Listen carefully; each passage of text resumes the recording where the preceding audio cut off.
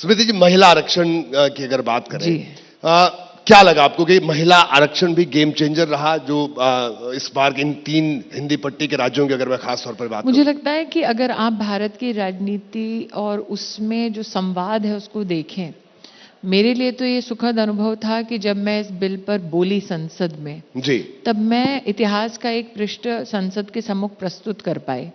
बार बार Congress party ने डंका बजाया जैसे कि महिला आरक्षण के बारे में चिंता सिर्फ उनकी रही है। जी 1970 के दशक में भारतीय जनसंघ ने हमारे जो एक कमेटी बनी थी कि महिलाओं की स्थिति देश में क्या है, उसमें अपने जब भाव प्रकट किए थे तो लिखित में ये विषय लिखा था कि महिलाओं को आरक्षण मिलना चाहिए। मतलब 1974 से ये देश की संसद में रिकॉर्डेड है कि मेरी आइडियोलॉजी, मेरी विचारधारा के लोगों का महिला आरक्षण के संदर्भ में क्या एक सोच रहा, क्या एक दृष्टिकोण रहा।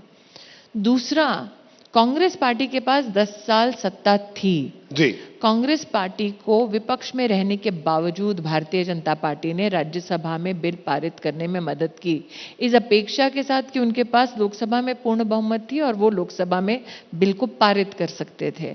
लेकिन सत्ता होने के बावजूद कांग्रेस पार्टी ने बिल को पारित नहीं किया था।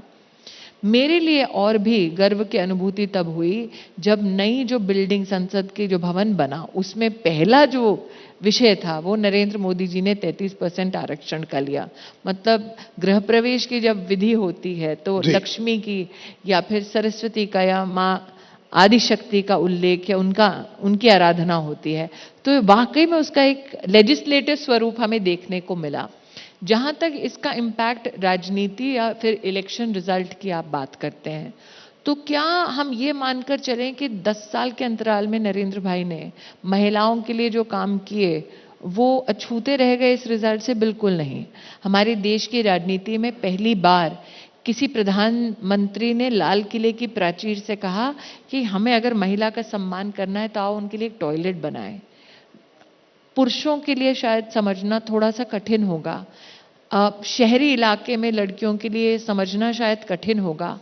आप इमेजिन कीजिए कि ग्रामीण अंचल में, गरीब अंचल बिल्कुल में लड़की का इंतजार करना कि कब सूरज ढलेगा। अगर आप 2010-11 का आंकड़ा निकाले, एक टेलीविजन चैनल पर डिबेट हुई थी जी कि महिला के ऊपर खुले में शौच करते वक्त जब वो जाती है, रेप के केसेस और शोषण के केसेस 44% थे। जी ऐसी हालत से, और किसी औरत ने कभी भी, किसी लड़की ने किसी नेता से नहीं कहा था कि टॉयलेट बना दो। जी दूसरी बात, लाल किले की प्राचीर से कभी भी, हमारे यहाँ पर महिला प्रधानमंत्री भी रह चुकी हैं, सैनिटरी पैड की बात किसी प्रधानमंत्री ने नहीं की। जी बिल्कुल।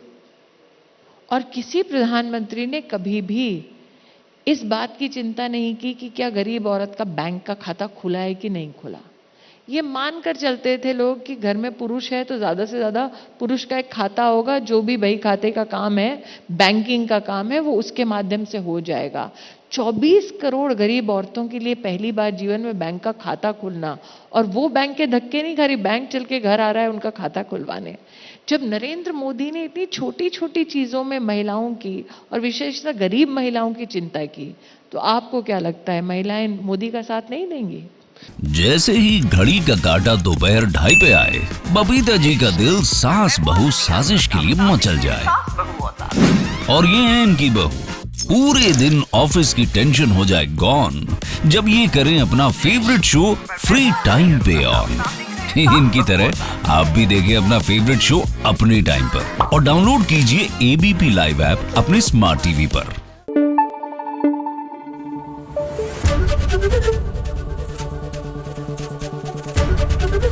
एबीपी न्यूज आपको रखे आगे।